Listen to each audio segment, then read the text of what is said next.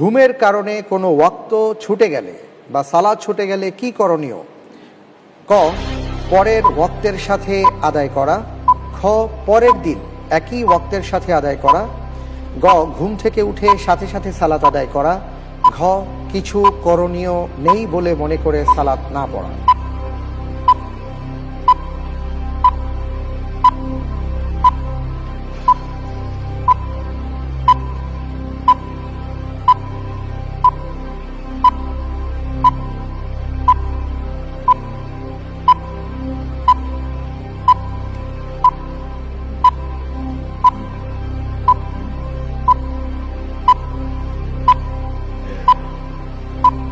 জি,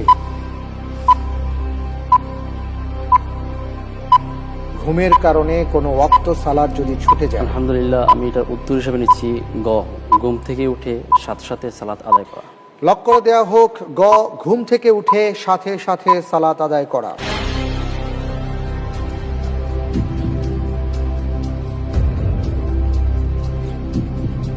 আপনি যে উত্তরটি দিয়েছেন, আপনার উত্তরটি সঠিক হয়েছে। আলহামদুলিল্লাহ।